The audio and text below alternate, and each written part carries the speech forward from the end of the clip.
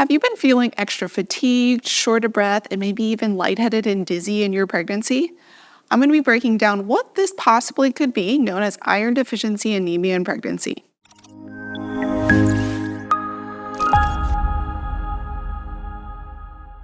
Welcome to the Mama Stay Fit YouTube channel. In this episode, we're going to be discussing all about iron deficiency anemia.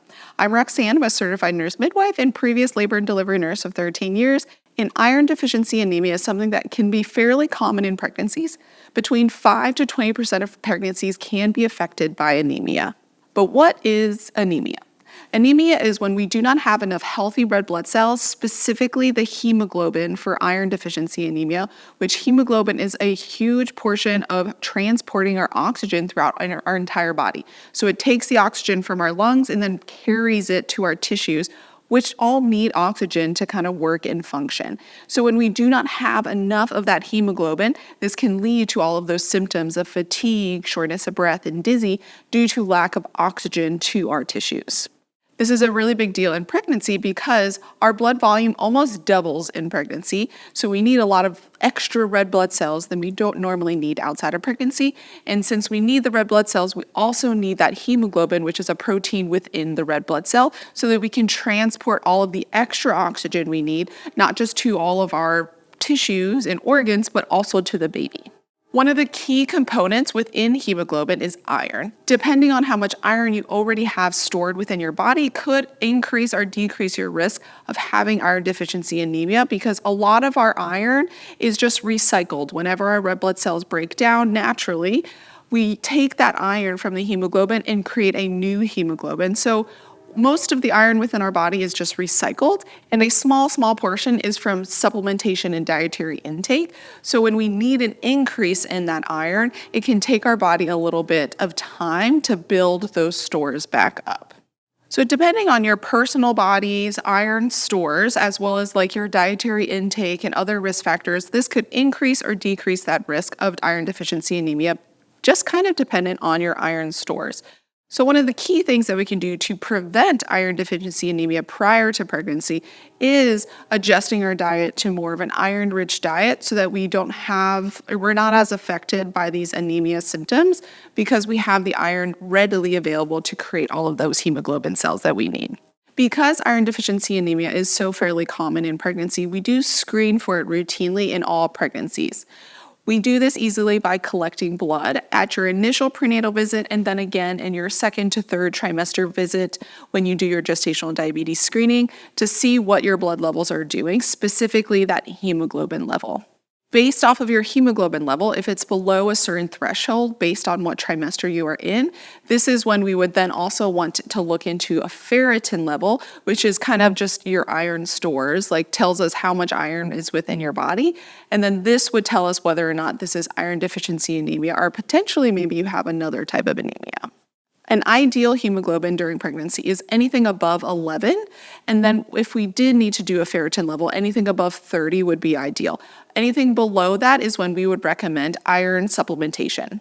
They do universally recommend everybody to take iron during pregnancy because of this already increased risk of iron deficiency anemia, but this is not always the case for everybody, because not everybody needs that iron supplementation, and supplementing with iron can sometimes have some negative side effects that not everybody loves. The most common would be nausea as well as constipation. Just when you take the iron pills, it can cause upset stomach and nausea, and then it can have an effect on your GI system, usually leading to constipation, which pregnancy already increases that risk of constipation. So why, if we don't need to increase the risk of constipation with iron pills, maybe not adding it in if it's unnecessary could be beneficial for your comfort.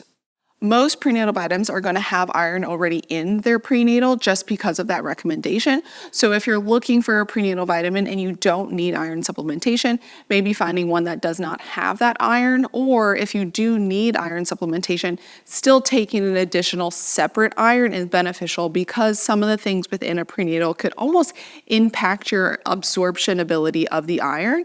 And then you're taking the iron but not really getting the full benefits, whereas taking an iron separately from a prenatal could have better absorption.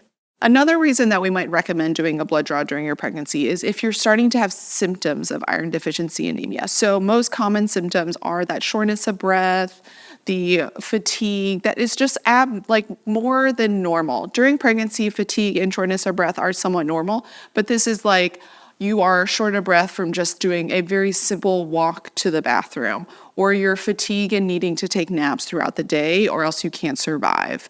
Other things are dizziness, so you're just walking and all of a sudden you get really dizzy, and this is all symptoms of just that lack of oxygen within our body. Other things that could be a symptom, though, is commonly called pica, and this is where you just want to eat things that aren't like nutritionally beneficial, but maybe could give you a little bit of iron. So most commonly it is ice chips. If you're just eating a lot of ice chips, this could be a sign that maybe we need to look at your iron levels, because this could be a sign of that iron deficiency anemia. I've seen other things where people like crave very specific things in pregnancy. Some people really enjoyed like certain smells like bleach or metal smells. And this could also be an indicator of something being unbalanced, specifically iron deficiency anemia. So if you have any odd symptoms, bring it up at your prenatal visit, and then maybe doing a CBC or that complete blood count blood work could tell you whether or not this is iron deficiency anemia. If you are diagnosed with iron deficiency anemia, usually this is when we would then recommend treatment with taking an iron supplementation pill between 60 to 120 milligrams. There is different dosages with elemental iron. Whatever your provider recommends is usually the best route for you, because they can look at your specific values. Working with a nutritionist could also be really beneficial if you do have iron deficiency anemia, because just from supplementation alone with pills, sometimes that's not enough to get your iron up. Also, supplementing by changing our diet to being more iron-rich could also be beneficial. And then they also might have different recommendations of different types of iron that may absorb better for your personal situation. So for me personally, I had iron deficiency anemia with my second and my third pregnancy, and I supplemented with needed iron, which I really liked, and it just kind of worked really well with my body.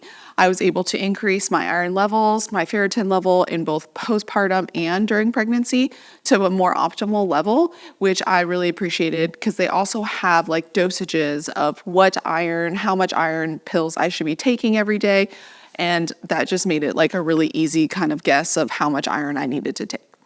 I also found that I didn't have as much GI upset with the needed iron supplementation as I did with others. So for me personally, the needed iron was really great. And if you want to check them out at the link below, and you can use code MAMASTAYFIT to get 20% off your first order.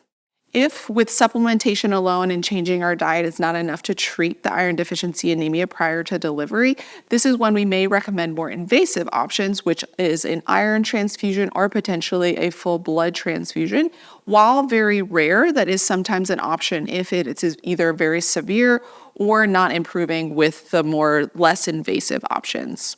So just a quick recap, iron deficiency anemia in pregnancy is fairly common. It can affect between 5 to 20% of pregnancies. And this is just a low hemoglobin or a low iron store, specifically ferritin level, based off of blood work that we can either use with blood work or specifically your symptoms.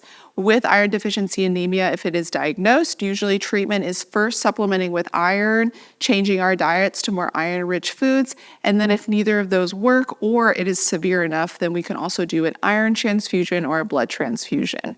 And then with iron deficiency anemia, the reason we're wanting to diagnose it and treat it prior to birth, because it can increase our risk of specifically postpartum hemorrhage after birth, but also it can increase the risk of preterm birth and smaller babies if it is not treated prior to birth.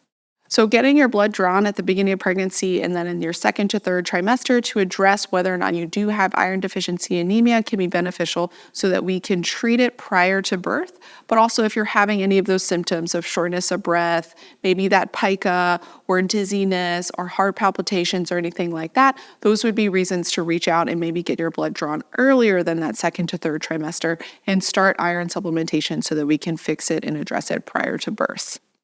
I hope you enjoyed this video all on iron deficiency anemia. And if you're pregnant and you're looking for more support, check out our online childbirth education courses or any of our prenatal fitness options. And if you're in the postpartum, check out any of our postpartum courses or any of our postpartum fitness programs at momstayfit.com. You can check them out in the link below.